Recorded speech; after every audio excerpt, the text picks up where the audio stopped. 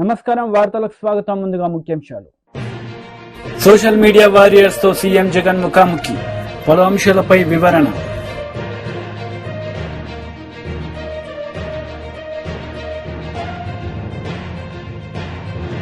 Alampur parliamentary meeting లో పాల్గొన్న మాజీ మంత్రి కేటీఆర్. ఈ సందర్భంగా ప్రసంగం.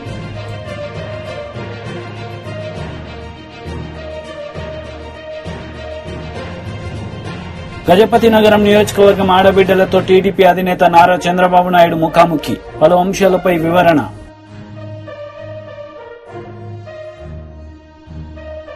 సోషల్ మీడియా వారియర్స్ తో సీఎం జగన్ ముఖాముఖి కార్యక్రమం నిర్వహించారు.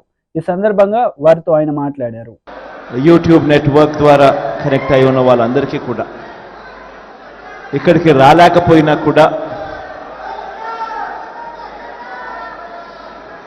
మీ అభిమానంలో మాత్రం ఎక్కడా కూడా తక్కువనేది లేకుండా మీ అన్నకు ఈ దాదాపుగా 5 సంవత్సరాల పాటు మనం అధికారంలోకి రాక మునుపుడు నుంచి ఇప్పటిదాకా ప్రతి సందర్భంలోనూ తోడుగా ఉంటూ వస్తా ఉన్న నా చెల్లెమ్మలకు, నా తమ్ముళ్లకు,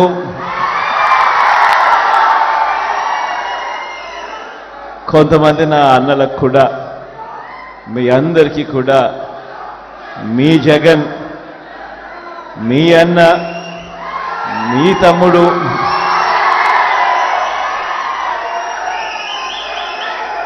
పేరు పేరున 2 చేతులు జోడించి శిరస్సు వంచి కృతజ్ఞతలు తెలుపుతా ఉన్నాడు.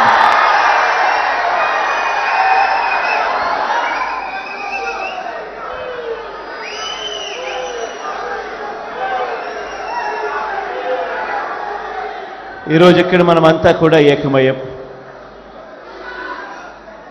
రాబోయే రోజుల్లో, మరో 18 రోజుల్లో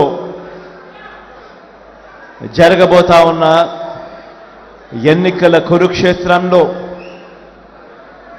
ఈరోజు మనమంతా కూడా క్రియాశీలకంగా పార్టిసిపేట్ చేసే కార్యక్రమంలో ఈరోజు అందరం కూడా షేర్ చేసుకునే విషయంలో ఈరోజు అందరం ఏకమయ్యాం. ఈరోజు నేను మీ అందరితో కూడా ఒకటే చెప్తా ఉన్నా. మనకు ఒక వైపున చూస్తే మనకు అటువైపు ఉన్న బలాలు మన దగ్గర లేవు. అటువైపు మనం యుద్ధం చేస్తూ ఉన్నది ఎవరితో అని చెప్పి చూస్తే ఇటువైపున కేవలం మీ జగన్ ఒకే ఒక్కడు ఇటువైపున కనిపిస్తాడు.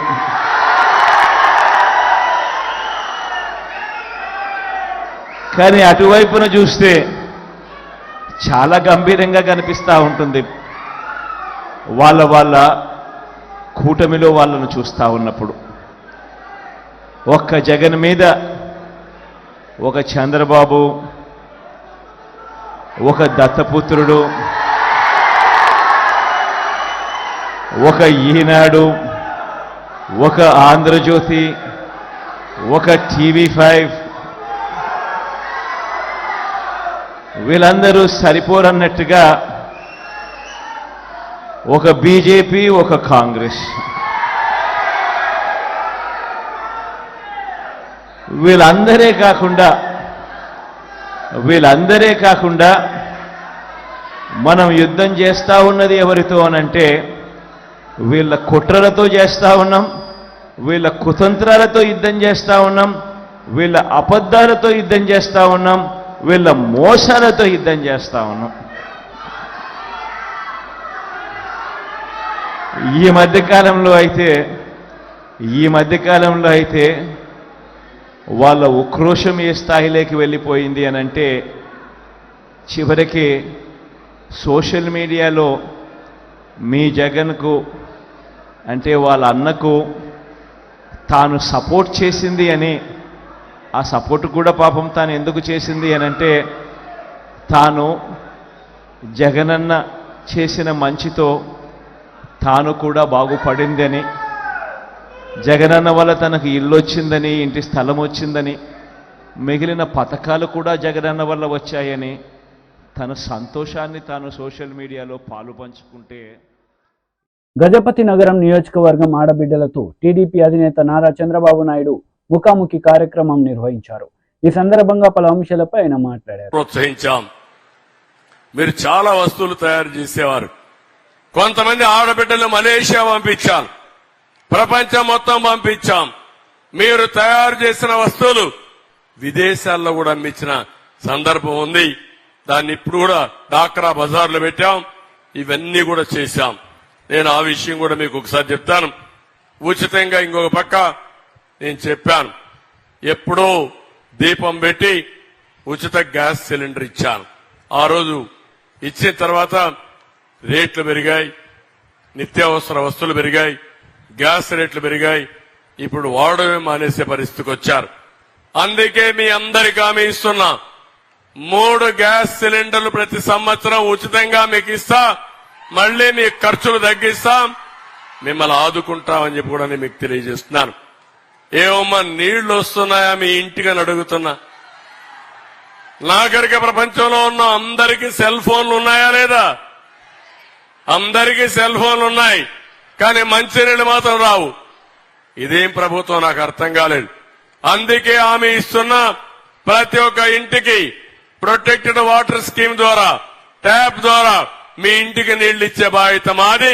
5 ఏళ్లలో అన్ని ఇండ్లు, అన్ని గ్రామాలు పూర్తి చేస్తామని చెప్పి కూడా నేను మీకు తెలియజేస్తున్నా. గవర్నమెంట్ ఆఫ్ ఇండియాలో జల్ జీవన్ మిషన్ ఉంది. వాళ్ళు డబ్బులు ఇస్తున్నారు. ఆ డబ్బులు కూడా వీళ్ళు ఉపయోగించడం లేదు. ఇది చాలా దుర్మార్గం. ఇది కేంద్రం ఇస్తానన్న వీళ్ళ అసమర్థత వల్ల ఆ డబ్బులు ఉపయోగించి నీళ్లు ఇచ్చే పరిస్థితి లేదు. పక్కన తెలంగాణలో అన్ని గ్రామాల్లో అన్ని ఇండ్లకు నీళ్లు ఇస్తే ఇక్కడ నీళ్లు కూడా ఇవ్వలేని అసమర్థుడు ఈ ముఖ్యమంత్రి.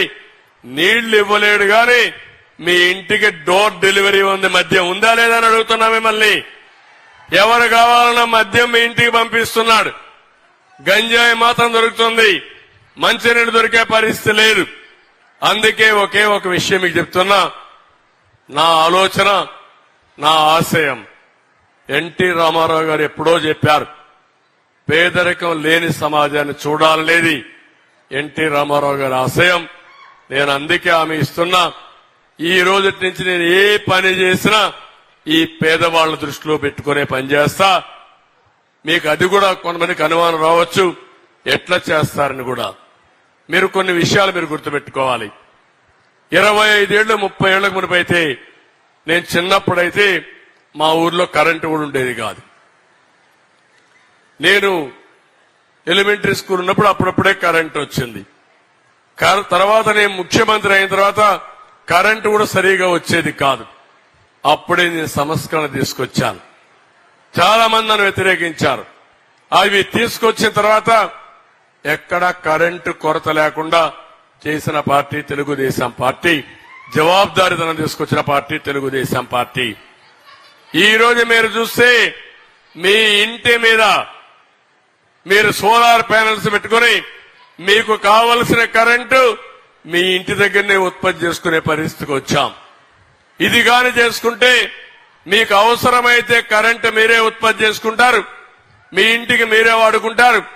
మీ పొలంలో సోలార్ పంప్ సెట్స్ పెడితే కరెంటు వాడుకుంటారు. సర్ప్లస్ వస్తే గవర్నమెంట్ కి ఇస్తారు. ఇలాంటి వినూత్నమైన విధానాల వల్ల ఈ రోజు ఒక్క విషయం మీకు చెప్పాను. ఒకప్పుడు నేను చూసేవాడిని, గ్రామాలకు రోడ్లు కూడా ఉండేటే కాదు. టీడీపీ అధికార ప్రతినిధి కొమ్మారెడ్డి పట్టాభిరామ్ మీడియా సమావేశం నిర్వహించారు. ఈ సందర్భంగా సీఎం జగన్ పై మండిపడ్డారు. లేదు కాబట్టి ఫైనల్ అకౌంట్స్ తేల్చుకుందాం అని చెప్పి తిరుగుతా ఉన్నాడు. ప్రతి జిల్లాకి వెళ్ళటం, ఆ జిల్లాలో ఉన్నటువంటి తన మాఫియానంతా పిలవటం.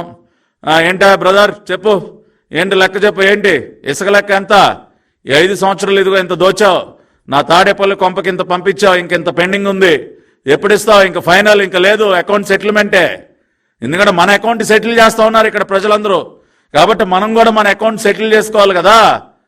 నువ్వెంత వాటా తీసుకున్నావు, నాకు ఇస్తానన్నది ఎంత, ఇంకా ఇవ్వాల్సింది ఎంత, కాబట్టి ఆ లెక్కలు తేల్చండి అని చెప్పి ప్రతి జిల్లాలో ఊర్లో తెస్టేస్తా ఉన్నాడు. మైనింగ్ లో లెక్కెంత, ఇసుక దోపిడీలో లెక్కెంత, ఎర్రచందనంలో లెక్కెంత, ఇంత రావాలి బస్సులో, వేసే 4 మూటలు రావాలి వేసే నా బస్సులో. వేసుకుని వెళ్ళిపోవాలి, మళ్ళీ ఇంకో జిల్లాకి అక్కడ కలెక్షన్ చూసుకోవాలి. సో ఈ బుస్ యాత్ర అంతా ఏంటంటే తాము 5 సంవత్సరాలుగా చేసినటువంటి భారీ అవినీతికి సంబంధించినటువంటి లెక్కలు తేల్చుకోవటానికండి. అంతకు మించి ఏమీ లేదు. ఈయన గారు మాటలు వినటానికి ఎవడు సిద్ధంగా లేడు, ఇంక ఏదో చేస్తానంటే నమ్మటానికి ప్రజలు సిద్ధంగా లేరు. కాబట్టి ఈ లెక్కలు తేల్చుకోవటానికి తన మాఫియాతో సమావేశాలు ఏర్పాటు చేసుకుని అకౌంట్ సెటిల్ చేసుకోవటానికి జిల్లా జిల్లా వెళతా ఉన్నాడు. ఇవాళ అదే రకంగా ఈ రాష్ట్ర ముఖ్యమంత్రి విజయనగరం జిల్లాలో కూడా అడుగుపెట్టాడు. మరి అక్కడ కూడా లెక్క బాగా తేల్చుకోవాల్సిన లెక్క చాలా ఉందండి. ఎందుకంటే విజయనగరం జిల్లాలో ఒక భారీ అవినీతి తిమింగళం అక్కడ కూర్చునుంది. మనందరికీ తెలుసు కదా, బొత్స సత్యబాబు ఫ్యామిలీ మింగేస్తా ఉన్నారు. జిల్లా మొత్తాన్ని కూడా పూర్తిగా జిల్లాకి క్షౌరం చేస్తూ ఉన్నారు. మొత్తం ఇది ఫ్యామిలీ ప్యాకేజ్ కదండి. బొత్సాది సింగిల్ అకౌంట్ కాదు, అది జాయింట్ ఫ్యామిలీ అకౌంట్ అది. కాబట్టి జగన్ రెడ్డి గారికి చాలా టైం పడుతుంది. విజయనగరం లెక్క తేల్చుకోవాలంటే, అక్కడ వీళ్ళు చేసినటువంటి దోపిడీ లెక్కలు తేలాలంటే పాపం 4-5 గంటలు, మినిమంగా 4-5 గంటలు ఫ్యామిలీ మొత్తాన్ని కూర్చోబెట్టి లెక్కలు తేల్చుకోవాలి. ఏమైనా సత్యబాబు, ఇసుకలో ఎంత దోచావు, మైనింగ్లో ఎంత దోచావు, నువ్వెంత తిన్నావు, నీ మేనల్లుడు చిన్నసీను నువ్వేదో బాగా దోచేస్తాడని జడ్పీ చైర్మన్ ఇమ్మంటే ఇచ్చాను, ఏమైనా చిన్నసీను నువ్వెంత మింగావు, ఇదిగో ఇంతే. మళ్ళీ ఫోన్ చేస్తాడు మధ్యలో, తాడేపల్లి కొంపలో ఒక చిత్రగుప్తుడు ఉన్నాడు కదా, జీతగాడు సజ్జల, ఫోన్ చేస్తాడు, ఏమైనా సజ్జల చిన్నసీను లెక్క ఎంత రావాలి, మనకి ఎంత వచ్చింది, ఇంత రావాలా, ఇదిగో ఇంత రావాలంటే బస్సులే 4 మూటలే బస్సులో. ఏమైనా సత్యబాబు నీ పరిస్థితి ఏంటి, ఇలా మొత్తం ఒక్కొక్కరిని కూర్చోబెట్టి అడుగుతాడు. ఏమైనా గజపతి నగరం, ఏమైనా అప్పల నరసయ్య ఏంటి నీ సంగతి ఏంటి, ఇదిగో బాగా ఇంత మింగావు కదా, ఇంత పెండింగ్ ఉంది లెక్క సెటిల్ చేయి. లేదంటే ఆ నెల్లిమల్ల, అక్కడ అప్పలనాయుడు, మొత్తం ఫ్యామిలీ కదా. సత్యబాబు ఫ్యామిలీ మొత్తం ఇదే పనిలో ఉంటారు కదా. విజయనగరం జిల్లాని మొత్తం కూడా దోచవతలు బారేశారు. కాబట్టి జగన్ రెడ్డి వాళ్ళ విజయనగరం జిల్లా దేనికి వెళ్ళాడంటే, ప్రతి జిల్లాలో ఏ విధంగా అయితే తన YSRCP trade union president Gautam Reddy media సమావేశం నిర్వహించారు. ఈ సందర్భంగా పలు అంశాలపై ఆయన మాట్లాడారు. పైన ప్రేమాభిమానాలు కలిగినటువంటి వ్యక్తి కాబట్టి అవుట్ సోర్సింగ్ కార్పొరేషన్ ఏర్పాటు చేసి లక్షలాది మంది ఉద్యోగుల యొక్క జీవితాలు బాగు చేయటమే కాకుండా ఉద్యోగ భద్రత కల్పించినటువంటి ఆయన ఆర్టీసీని, కార్పొరేషన్గా ఉండేటువంటి ఆర్టీసీని ప్రభుత్వంలో విలీనం చేసి వేలాది మంది ఉద్యోగస్తులందరినీ కూడా పర్మనెంట్ చేసినటువంటి ఇది కనపట్లేదా చంద్రబాబు నాయుడు, రామోజీరావు అనేటువంటి మేము అడుగుతా ఉన్నాం. ఇదే కాదండి, ఇవాళ దీనిలో కూడా మీరందరూ కూడా తెలిసినటువంటి విషయం, ఈ ఉద్యోగ సంఘాలన్నీ కూర్చుని నియమ నిబంధనలు తయారు చేశారు. అదే గనక కాదు అనుకుని కనుక ఈయన మొత్తాన్ని గనక కళ్ళు మూసుకుని మొత్తం అందరినీ కూడా చేసినట్లయితే ఇదే రామోజీరావు, ఇదే చంద్రబాబు నాయుడు అడ్డగోలుగా ఇచ్చేశారు, మీ ఇళ్లలో వాళ్ళకు కూడా ఇచ్చారనేటువంటి మాట మాట్లాడుతున్నారు. ఒక ప్రభుత్వ సంస్థలో ఉన్నప్పుడు, ఒక ప్రభుత్వాన్ని నడుపుతున్నటువంటి పద్ధతిలో ఒక నియమ నిబంధనల ప్రకారంగా వెళ్లేటువంటి స్థాయి జగన్మోహన్ రెడ్డి గారికి ఉన్నది కాబట్టి అందరు ఉద్యోగస్తుల్ని ఒప్పించి ఈ రకంగా తీసుకోవడం అనేటువంటి జరిగింది. ఇంకొక చిన్న విషయం చెప్పాలి, ఎస్సీ ఎస్టీ ఉద్యోగస్తులకి సంబంధించినంత వరకు ఆయన మాట్లాడతాడు, వారి ఉద్యోగాలు తప్ప తతిమాయి పర్మనెంట్ చేస్తా ఉన్నారు. కానీ అంటే ఏంటి దాని అర్థం అంటే, ఎస్సీ ఎస్టీ ఉద్యోగస్తులకి ఎవరైతే ఉద్యోగస్తుల పేరు మీద అనౌన్స్మెంట్ జరిగిందో వాటిల్లో కూడా అందరినీ కూడా నియామకం చేయాలనేటువంటి మాట మాట్లాడుతూ ఉన్నాడు ఈ రామోజీరావు గారు, చంద్రబాబు నాయుడు. అసలు వీళ్ళకి బుద్ధి ఉందా? అసలు వీళ్ళు ఏమన్నా భోజనం తింటున్నారా లేదా అనేటువంటి నాకు అర్థం కావట్లా. అశుద్ధం తింటున్నారు కాబట్టి ఈ రకమైనటువంటి రాతలు రాస్తా ఉన్నారు. ఇది సరైనటువంటి కాదు. ఇప్పటికైనా కూడా గ్రహించండి, ఉద్యోగస్తులంటే ప్రేమాతి సేవలు కలిగినటువంటి జగన్మోహన్ రెడ్డి గారు, మున్సిపల్ కార్మికులు 9,000, 8,000తో పనిచేస్తున్నటువంటి వాళ్ళు ఏకదమని వాళ్ళు 21,000 రూపాయలు ఇచ్చినటువంటి ఘనత చంద్రబాబు నాయుడుకి దక్కిందా లేకపోతే జగన్ గారికి దక్కిందా? రోజు మేము అరెస్ట్ అయ్యేవాళ్ళం, రోజు ఉద్యమాలు చేసేవాళ్ళం. చంద్రబాబు నాయుడులో 9,000 నుంచి పెంచేవాడు కాదు. జగన్మోహన్ రెడ్డి గారు పాదయాత్ర వచ్చిన తర్వాత సంతకాలు చేసేటువంటి మొట్టమొదటి సంతకాల్లో మున్సిపల్ కార్మికులకు 21,000 నుంచి 22,000 రూపాయలు తీసినటువంటిది జగన్మోహన్ రెడ్డి గారు. మరి ఇది కనపట్లేదా మీకు? అదే కాదండి, కార్మిక వర్గం ఎక్కడైతే ఉందో, ఎక్కడైతే కార్మిక వర్గం ఆటో డ్రైవర్ల 10,000 ఇస్తున్నారు, దర్జీలా, దోబీలా వారందరికీ 10,000 రూపాయలు ఇవ్వటం అనేటువంటి కార్మికులే కదా వారంతా. అదే తరహాలో ఇవాళ ఉండేటువంటి పరిస్థితులు చేనేత కార్మికులు భోజనానికి లేకుండా ఉంటే 24,000 ఇచ్చినటువంటి ఘనత కార్మిక వర్గానికి ఉద్యోగస్తులకి అండగా దండగా నిలిచినటువంటిది జగన్మోహన్ రెడ్డి గారు తప్ప మరొకటి కాదు. అరాచక పాలనకి బ్రాండ్ అంబాసిడరు చంద్రబాబు నాయుడు. అందుకు గల కారణం ఉమ్మడి రాష్ట్రంలో ఉండగా నవరత్నాలు లాంటి ఫ్యాక్టరీలను అమ్మేసి వేలాది మంది ఉద్యోగస్తుల్ని రోడ్డున పడేసినటువంటి ఘనత నీది కాదా అనేటువంటి అడుగుతున్నాం. దీన్ని దృష్టిలో పెట్టుకుని మాట్లాడమంటున్నాం.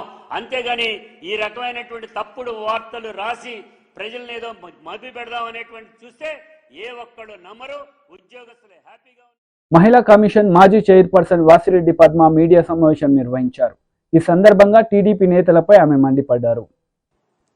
మొత్తం ఈ రోజున అధికారంలోకి వచ్చిన తర్వాత 14,219 పోస్టులని, టీచర్ పోస్టులని ముఖ్యమంత్రి జగన్మోహన్ రెడ్డి గారు నియామకం చేస్తే మీ హయాంలో 0. ఒక్క టీచర్ పోస్టును కూడా భర్తీ చేయకుండా ఇవాళ మళ్లీ దొంగ మాటలతోటి అధికారంలోకి రాగానే మెగా డిఎస్సి తొలి సంతకం అని మాట్లాడడానికి అసలు బాధ్యత ఉన్నటువంటి మనిషేనా మీరని అడుగుతూ ఉన్నాం. ఈ రోజున మేము పాఠశాల విద్యకి అత్యధిక ప్రాధాన్యత ఇస్తున్నాం కాబట్టే ఎక్కడా కూడా వేకెన్సీ లేదు అనేటటువంటి విధంగా ప్రభుత్వ పాఠశాలల్ని ఇవాళ తీర్చిదిద్దాం. ఎక్కడా కూడా సబ్జెక్ట్ వైజ్ టీచర్స్ అనేటటువంటి కాన్సెప్ట్ తీసుకున్నాం. ఎక్కడా కూడా ఉపాధ్యాయులు లేకుండా ఉండకూడదు, ఖాళీలు ఉండకూడదు అనేటటువంటి దానితో రిక్రూట్ చేశాం. ఈ రోజు మళ్ళీ తాజాగా మళ్ళీ డిఎస్సిని కూడా మేము నోటిఫికేషన్ ఇచ్చున్నాం. దాని ద్వారా కూడా మొత్తం ఈ రోజున ఇంకా 6,100 పోస్టులని భర్తీ చేయబోతున్నాం. మొత్తం ఈ రోజున జగన్మోహన్ రెడ్డి గారు 20,319 టీచర్ పోస్టులని ఈ రోజు నియమిస్తుంటే మీ హయాంలో ఒక్క టీచర్ నియామకం కూడా జరగకుండా ఇవాళ మెగా డిఎస్సి మొదటి సంతకం అని మాట్లాడడం అనేటటువంటిది ఇది ఎంత బాధ్యతారాహిత్యమో ప్రజలకు అర్థం కావడం లేదని అనుకుంటున్నారా? పాఠశాలల్లో ఎక్కడా కూడా విద్యల విషయంలో, నాణ్యత విషయంలో రాజీ పడడం లేదు. వాళ్ళకి అత్యంత ఆధునికమైనటువంటి పాఠశాలని ఈ రోజున మీ కళ్ల ముందు చూపిస్తూ ఉన్నాం. నాడు నేడు ద్వారా 100 కోట్ల రూపాయలు వెచ్చించి జగన్మోహన్ రెడ్డి గారు ఎక్కడా కూడా పేద పిల్లలు చదువులో వెనకబడకూడదు, కార్పొరేట్ పాఠశాలలకి ధీటుగా చదువుకోవాలి అనేటటువంటి ఉద్దేశంతో ఈ రోజున పాఠశాలలను ఆధునీకరించడమే కాదు, టీచర్లను ఎక్కడా కూడా వేకెన్సీ అనేటటువంటిది లేకుండా వాళ్ళని నియమించడం దగ్గర నుంచి ప్రతి విషయంలో కూడా ఒక అత్యున్నత ప్రమాణాలను పాటిస్తున్నాం. అది మా కమిట్మెంట్. మీరు టీచర్లని నియమించరు, పాఠశాలల్ని గాలి కొదిలేస్తారు. గవర్నమెంట్ స్కూల్స్ అంటే మీకు అసలు అదొక పనికిరానటువంటి స్కూల్స్ కింద మీకు లెక్క. గాలికి వదిలేసి ఇవాళ మమ్మల్ని చూసిన తర్వాత ఇవాళ టీచర్ నియామకాల గురించి, పాఠశాల విద్య గురించి ఈ రోజు మీరు కళ్ళు తెరిచి మాట్లాడుతూ ఉంటే ఇవాళ ప్రజలు నవ్వుకుంటున్నారు. కాబట్టి ఇవాళ మెగా డిఎస్సి మీద తొలి సంతకం అనేటటువంటిది ఎంత బూటకమో, మీ మొదటి సంతకమే బూటకం. అసలు మీ హామీలు 2014 అధికారంలోకి రావడానికి మీరు ఇచ్చినటువంటి హామీలు, మేనిఫెస్టో గురించి ఈ రోజు ప్రతి సభలోనూ జగన్మోహన్ రెడ్డి గారు చెప్తా ఉన్నారు. ప్రజలందరూ కూడా ముక్త కంఠంతో ఒక్కటి కూడా అమలు చేయలేదని చెప్తా ఉన్నారు. రుణమాఫీ దగ్గర నుంచి మీరు చెప్పిన ప్రతిదీ మోసమే.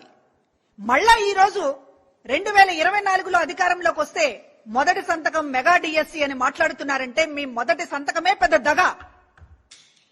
మీ మొదటి మాట, మొదటి సంతకం, మీ మొదటి హామీ ఏది కూడా ఈ రోజున. దుబాక మాజీ ఎమ్మెల్యే రఘునందన్ రావు మీడియా సమావేశం నిర్వహించారు. ఈ సందర్భంగా ఇరు పార్టీలపై ఆయన మండిపడ్డారు. చెప్పిండు రఘునందన్ తోటి పెట్టుకోవద్దు, రేవంత్ రెడ్డి గారు నీకంటే 2 ఆకులు చదివి వచ్చినా ఎక్కువ అని. ఇవాళ కూడా అందుకని మంచిగా కలర్ఫుల్ గా పుస్తకాన్ని మంచిగా రాసి కలర్ఫుల్ పుస్తకాన్ని తీసుకొని వచ్చి మీ ఆఫీస్కి పంపిస్తా ఉన్నాం. మీరేం బాధపడకండి. దీన్ని కొరియర్లో మేమే మా సొంత పైసలు పెట్టి పంపిస్తా ఉన్నాం. కవర్ మీద అడ్రస్ కూడా రాసినాం. కవర్ లోపల ఓ పుస్తకం కూడా పెట్టిన వల్ల ఇప్పుడు మీకు చూపించిన ఈ పుస్తకాన్ని బాజాప్తా గౌరవనీయులు శ్రీ ఏ రేవంత్ రెడ్డి గారు, honourable chief minister Telangana, 6th floor CMO secretariat Khairatabad Hyderabad Telangana 5,22,000. ఈ అడ్రస్ కి ఇప్పుడు కొరియర్ ద్వారా పంపిస్తున్నాం. కొరియర్ వల్ల ఎన్నడూ ఎన్ని గంటలకు ముట్టిందో కూడా తీసుకొచ్చి రిసీవ్డ్ కాపీ కూడా అడుగుతామన్నా. బాజాప్తా ఈ పుస్తకాన్ని ఇప్పుడు మీ అందరి సమక్షంలోనే సీల్ చేసి రేవంత్ రెడ్డి గారు ఈ రాష్ట్ర ముఖ్యమంత్రి గారికి పంపిస్తున్నారు. వింటున్నారు అనుకుంటా మా ఇంటెలిజెన్స్ సార్లు. దీనికి కవర్ రాగానే వచ్చే ముఖ్యమంత్రి గారు టేబుల్ మీద పెట్టుర్రి. మెదక్కి నరేంద్ర మోడీ గారు ఎన్ని పైసలు ఇచ్చిరో లెక్క చెప్పుండ్రి. లెక్క సమాజ్ కాకపోతే ఒక తెలుగు టీచర్ని అడుగుండ్రి, లేకపోతే ఎకనామిక్స్ లెక్చరర్ని పిలువుండ్రి, మొత్తం టోటల్ చేసుకోండి. ఇవే కాదు, మీ కొడంగల్ అసెంబ్లీ నియోజకవర్గంలో ఉన్నటువంటి ప్రతి గ్రామ పంచాయతీకి డంప్ వాటికి ఇచ్చిన పైసలు, నర్సరీలకు ఇచ్చిన పైసలు, శ్మశాన వాటికలకు ఇచ్చిన పైసలు కావాలంటే ఇంకో పుస్తకం కూడా పంపిస్తా రేవంత్ రెడ్డి గారికి. అందుకని ఒక బాధ్యతాయుత స్థానంలో ఉండి బాధ్యత లేకుండా మాట్లాడి ఏదో బట్ట కాల్చి మీద వారేసిపోతా, నేను ముఖ్యమంత్రిని కదా, నేను ఏది మాట్లాడినా చెల్లుతుంది అనేటువంటి మీ విధానాన్ని నేను తీవ్రంగా ఖండిస్తా ఉన్నాను. మళ్ళీ చెప్తా ఉన్నా, దుబ్బాకలున్న మా గడి కోసం మీరు తొందరగా రావాలని. నా అవసరం లేదు, మా అమ్మ నాన్న అక్కడ మీకు స్వాగతం పలుకుతారు, మంచి తెలంగాణ భోజనం పెట్టి పంపిస్తారు, తొందరగా వచ్చి రిజిస్ట్రేషన్ చేసుకొని పోవాలని ముఖ్యమంత్రి గారిని ఆహ్వానిస్తా ఉన్నాను. మేము మాట్లాడితే మీకు వినడానికి ఇబ్బంది అనిపిస్తా ఉంది. రమ్మని పిలిస్తే రాలేదు, బస్సు వేసుకొని వస్తా అన్నారు. ఇక మీరు వచ్చుడు ఎందుకు, ఖర్చు ఎందుకు, ప్రభుత్వ పైసలు ఖర్చు ఎందుకు, నేనే పట్టణం వచ్చిన, నా సొంత పైసలు పెట్టుకొని వచ్చిన, పుస్తకం కూడా నా సొంత పైసలు పెట్టుకునే పంపిస్తున్నా. నీకు చదివి మళ్ళీ ఎప్పుడు వస్తావో చెప్పన్నా, నేను రెడీగా ఉన్నా. నువ్వు వింటున్నావా, నీ పక్కనున్న తెరెనకాలున్న నీ మిత్రుడు హరీష్ రావు గారు వింటున్నారా, ఇనుమని చెప్పు. ఇది మీ ఇద్దరికి కూడా వర్తిస్తుంది. ఏమిచ్చిండు మోడీ అని మాట్లాడుతున్న హరీష్ రావు గారికి, నీకు ఇద్దరికి కూడా ఈ పుస్తకం సమాధానం చెప్తుందని నేను అనుకుంటున్నా. మీరు విన్నా, మీ మిత్రుడు హరీష్ గారు విన్నా, ఇద్దరు కలిసి వచ్చినా నాకేం ఇబ్బంది లేదు. వస్తూ 2 పేపర్లు చదువుకుంటూ వచ్చినా నా కారులో. సెప్టెంబర్ 17వ తారీఖున నిజాం షుగర్ ఫ్యాక్టరీని తెరుస్తా రేవంత్ రెడ్డి. ఇది సెప్టెంబర్ 17 నేను తెలంగాణ విమోచన దినాన్ని అధికారికంగా జరుపుతా అని చంద్రశేఖరరావు గారు స్టేట్మెంట్ ఇచ్చినట్టే కనబడుతుంది నాకు. అధికారంలోకి వచ్చేదాకా ఆయన గట్లే ఇస్తుండే. అధికారంలోకి వచ్చినాక ఎవరు చెప్పిండ్రు భయ్, జూన్ 2వ తారీఖు ఉన్నాక మళ్ళీ సెప్టెంబర్ 17 ఎందుకు అన్నాడు. ఈ సెప్టెంబర్ 17లు, ఈ 15 ఆగస్టులో ఎందుకు వాయిదాలు పెడుతుండో రేవంత్ రెడ్డి గారు చెప్పాలి. ఆల్రెడీ అసెంబ్లీ ఒక హౌస్ కమిటీని వేసింది నిజాం షుగర్ ఫ్యాక్టరీ మీద. ఆ హౌస్ కమిటీ 100 రోజులలో తన నివేదికనిచ్చింది చంద్రశేఖరరావు ముఖ్యమంత్రి ఉన్నప్పుడు. ఆ హౌస్ కమిటీలో అందరినీ సభ్యుల్ని చేసుకుని నివేదిక తెప్పించారు. ఆ నివేదిక అలంపూర్ పార్లమెంటరీ మీటింగ్ లో మాజీ మంత్రి కేటీఆర్ పాల్గొన్నారు. ఈ సందర్భంగా ఆయన ప్రసంగించారు. మీరు రండి, మీకు ప్లానింగ్ బోర్డు వైస్ చైర్మన్ పదవి ఇస్తాము. ఇదివరకు నిరంజన్ రెడ్డి గారు పదవి చేసినారు 2014 నుంచి 19 దాకా. ఆ పదవి మీకు ఇస్తాము, కేబినెట్ ర్యాంక్ ఇస్తాము, మీరు పార్టీలోకి రండి అని అడిగినారు. ఆయన వద్దన్నాడు, నేను రానని చెప్పినాడు. మీరు ఐపీఎస్ ఆఫీసర్గా పనిచేసినారు, మీకు అనుభవం ఉంది, పరిపాలన అనుభవం ఉంది, మీరు వచ్చి పబ్లిక్ సర్వీస్ కమిషన్ చైర్మన్ పదవి తీసుకోండి అని మరొక ఆహ్వానం పంపినారు. నాకు వద్దు, నాకు అధికార లాలస కానీ లాలుచి కానీ లేదు, దాన్ని కూడా వద్దన్నాడు. చివరికి ఆయనకు చెప్పి పంపినారు, మన రాష్ట్రంలో 3 రిజర్వ్డ్ సీట్లు ఉన్నాయి, నాగర్ కర్నూలు ఉన్నది, వరంగల్ ఉన్నది, పెద్దపల్లి ఉన్నది, మీరు ఎక్కడ కోరుకుంటారో అక్కడికి పంపుతాము, మా పార్టీ తరఫున నిలుచుకోండి, డబ్బులు కూడా మొత్తం మేమే ఖర్చు పెడతాము, మీరు మా పార్టీ తరఫున రండి అని ఆఫర్ ఇస్తే అధికారాన్ని కాదని, అధికార పార్టీని కాదని, వాళ్ళ ప్రలోభాలను కాదని, ఇవాళ కష్టంలో ఉండే మన నాయకుడు కేసీఆర్ గారికి అండగా వచ్చిన దీశాలి ఒక ధైర్యవంతుడు మీ అలంపూర్ మట్టి బిడ్డ ఆర్ఎస్ ప్రవీణ్ కుమార్ గారు. నేను తప్పకుండా చెప్తా ఉన్నా ఈ మాట. ఆనాడు ఒక ఉన్నతాధికారిగా, ఏనాడు మత్సలేని జీవితం, అవినీతి ఆరోపణలను ఎదుర్కోలేం. పిల్లలకి చదువు చెప్పాలి, నాణ్యమైన చదువు వస్తే విద్యతోనే వికాసం వస్తుంది, వికాసంతోనే సమాజంలో సమానత్వం వస్తుంది అనే ఒక ఉదాత్తమైన ఆలోచనతో, ఒక తరం బాగుపడాలి, ఒక పిల్లలు చదువుకుంటే ఆ తరం, ఆ కుటుంబం మొత్తం బాగుపడుతుందనే ఆలోచనతో కేసీఆర్ గారు గురుకుల పాఠశాలను 1000 గురుకుల పాఠశాలను పెడితే వాటిని సమర్థవంతంగా నడిపి లక్షలాది మంది ఆనిముత్యాల లాంటి పిల్లలను తయారు చేసిన అద్భుతమైన అధికారి మీ అలంపూర్ మట్టి బిడ్డ ఆర్ఎస్ ప్రవీణ్ కుమార్.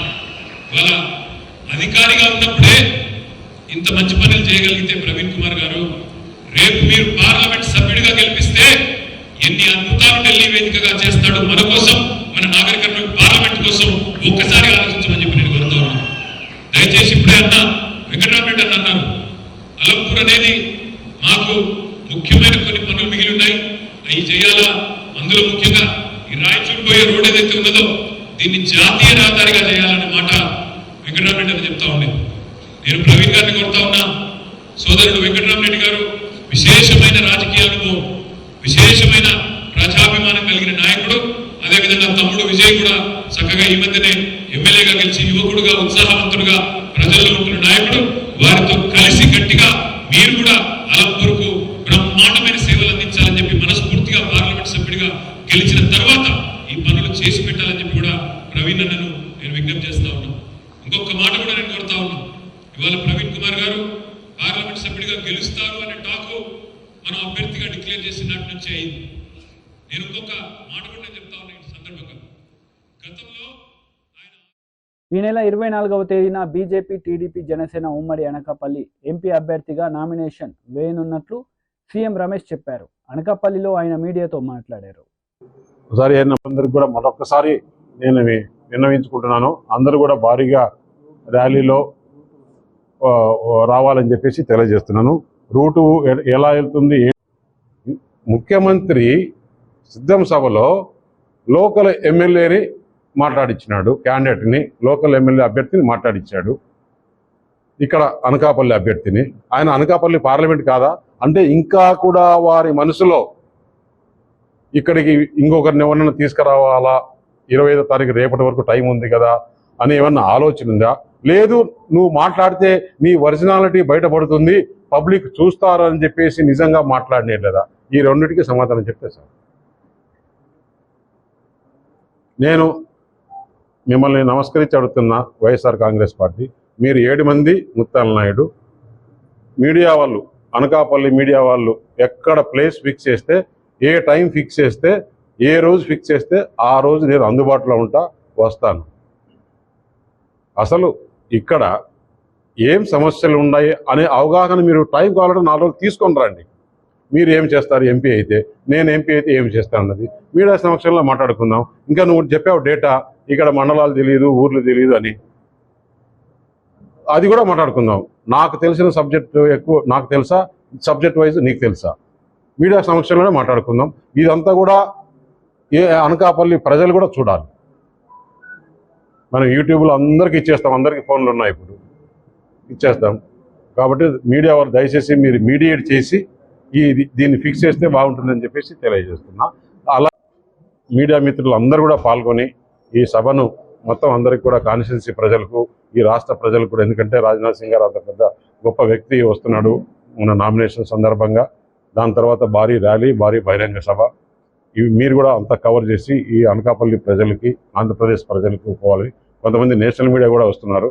మీకు దానికి కావాల్సిన వ్యాన్ కానీ కావాల్సిన కూడా మేము ఒక కోఆర్డినేటర్ని పెడతాము. వారితో అందరు కూడా కోఆపరేట్ చేసుకుంటే బాగుంటుందని చెప్పేసి ఇక్కడ జరిగేది అన్ని కూడా మీరు కూడా అందరికీ తెలియజేయాలని చెప్పేసి మిమ్మల్ని కూడా వేడుకుంటున్నాను. ధన్యవాదాలు. నన్ను క్వశ్చన్లు అడగచ్చు, బూడి ముత్యాలను క్వశ్చన్లు అడగచ్చు, వాళ్ళ 7 మందిని అడగచ్చు. బట్ వాళ్ళ 7 మంది ప్లస్ 8 మందికి నేను ఒక్కడనే సమాధానం చెప్తాను. ఫుల్ డేటా, పాపులేషన్ కాడ నుంచి గవర్నమెంట్, సెంట్రల్ గవర్నమెంట్ ఎన్ని స్కీమ్స్ వస్తున్నాయి, దాంట్లో ఈ కాన్స్టిట్యున్సీలో ఎంత బెనిఫిషియర్స్ ఉన్నారు, కాన్స్టిట్యున్సీ వైజ్ కావాలంటే తీసుకుందాం, మండల వైజ్ కావాలంటే తీసుకుందాం, ఎంటైర్ పార్లమెంట్ కావాలంటే కూడా తీసుకుందాం. దేనికైనా రెడీగా సిద్ధంగా ఉంటాను. అంత ప్రిపేర్ అయ్యి వచ్చిన నేను అనకాపల్లికి వచ్చినప్పుడే. కాబట్టి ఆయనకు పార్లమెంటు అంటే ఏంటి, అసలు నువ్వు డిప్యూటీ సీఎంగా ఉన్నప్పుడు ఒక్క చెప్పుకోదగ్గ పని ఈ జిల్లాలో, అనకాపల్లి జిల్లాకు ఈ 7 నియోజకవర్గాల్లో చేసినాను నువ్వు చెప్పు. నేను చెప్తా, నువ్వు రేపు అసలు ఒకటి ముత్యాల నాయుడు చెప్పాల్సిన విషయం, రేపు పార్లమెంట్ ఎలక్షన్లు అయిపోయిన తర్వాత అసెంబ్లీలో ఒకవేళ జగన్మోహన్ రెడ్డికి మెజారిటీ వచ్చినాయి అనుకుందాం, వాళ్ళ పార్టీకి, జగన్మోహన్ రెడ్డి ముఖ్యమంత్రి అవుతాడు. లేదు కూటమికి వస్తే చంద్రబాబు నాయుడు ముఖ్యమంత్రి అవుతాడు. ఎంపీల వరకు తీసుకుంటే కూటమి ఎంపీలంతా మేము నరేంద్ర మోడీ గారికి సపోర్ట్ చేస్తే ఆయన ప్రధానమంత్రి అవుతాడు. వీళ్ళ ఎంపీలు ఎవరికి ప్రధానమంత్రిగా క్యాండిడేట్ చెప్పానండి. అసలు ముత్యానాయుడికి తెలుసా మనం ఎక్కడున్నామని, ఏ పార్టీలో చేస్తున్నామని? అందుకని ఆయన జగన్మోహన్ రెడ్డి ఏమి చెప్తే అది చేసే కూడా లేదు. జగన్మోహన్ రెడ్డి వార్తలు ముగించే ముందు ముఖ్యాంశాలు మరోసారి. సోషల్ మీడియా వారియర్స్ తో సీఎం జగన్ ముఖాముఖి, పలు అంశాలపై వివరణ.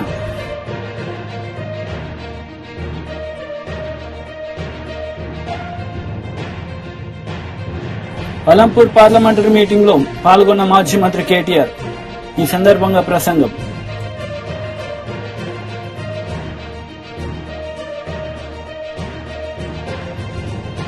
గజపతి నగరం నియోజకవర్గం ఆడబిడ్డలతో టీడీపీ అధినేత నారా చంద్రబాబు నాయుడు ముఖాముఖి. పలు అంశాలపై వివరణ.